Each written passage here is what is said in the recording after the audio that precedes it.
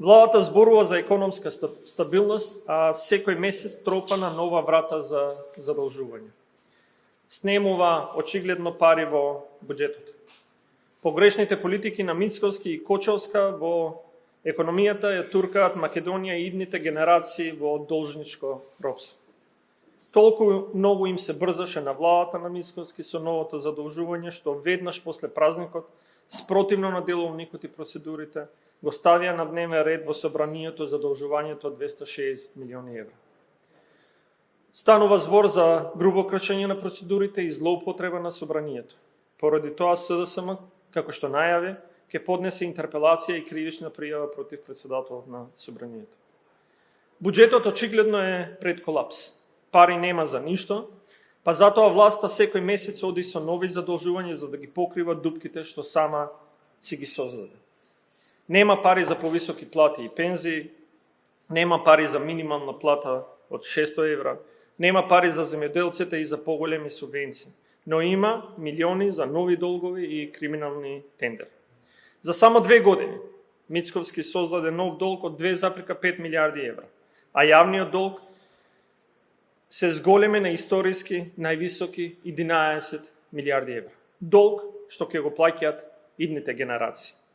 Ова задолжување е доказ дека меѓународните финансиски пазари не се импресионирани од триумфални пораки дека Северна Македонија се движи кон врвот на европските економии. Дека сме на пат да станеме меѓу трите најбрзо растечки економии во Европа. Владата бараше 300 милиони евра од банките, а доби само 260 милиони евра, и тоа со висока камата од 4,6%. Тоа значи дека странските банки немаат доверба во фискалниот капацитет и економските политики на владата на Мицковски. Но сега да ја погледнеме цената која ќе ја платат граѓаните за овие 260 милиони евра.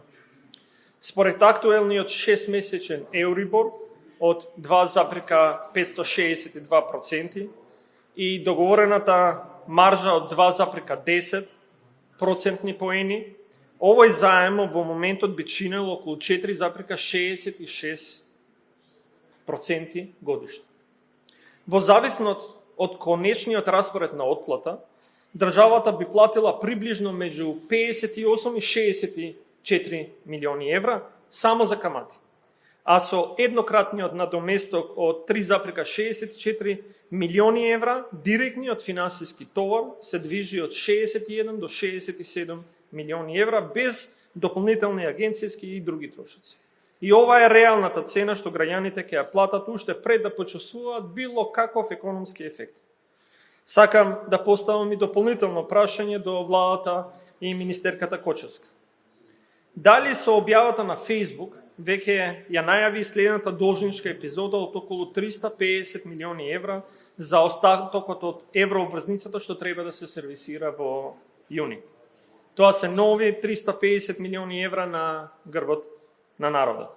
И најстрашно е што овие пари не одат кај граѓаните, не одат за повисок стандард, туку за партиски тендери, омилени фирми и луксузирање на власт. И затоа СДСМ, како што најави, ќе се спротистави на ова задолжување. Благодарам. Како ќе се спротиставите? Ќе учествувате на пленарната седница? Ќе потребите да се инструмент?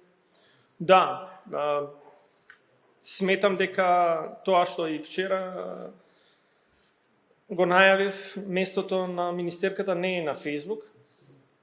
Впрочем, на Facebook во кој што не може да се коментира ни да се тагира, туку е во собранието во кое што ќе ги соочиме фактите.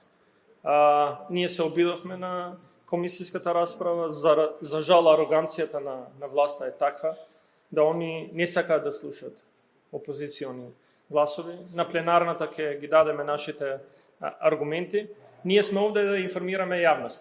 Ова не е веќе политика. Ова да се зборува за животот на следните генерации. Задолжувањето кој што на ваков начин бескрупулозно се прави е на штета на следните генерации. Ова веќе не личи ни на имање елементарно знаење од економија и фискална консолидација. Само пред 2 дена гувернерот на Народната банка најави дека дефицитот ќе се зголеми на 6%. Каде го гледате тоа во било кој документ. Денеска на пленарна седница е фискалната стратегија, која што тоа не го кажува. Фискалната стратегија вели дека се консолидираме. 6% дефицит е 900 милиони евра. Тоа е 6% од бруто домашниот производ. Знаете тоа што значи колку не достигаат пари во буџетот? Скоро 14% од буџетот не достигаат и затоа ќе се пополнат со пари од задолжувањето. Ова се работите кои што Министерството за финансии треба да ги одговори на пленарна седница. Јас се надевам дека ќе се појави и ќе има доблест да одговора и денеска и на пратеничките прашања за сите овие работи. Сметам дека ако ова е демократскиот начин како СДСМ ќе се бори за да ги даде аргументите, за да се спречи, за да се повика разумот, сметам дека граѓаните се тие кои што многу брзо ќе бараат одговори од оваа власт.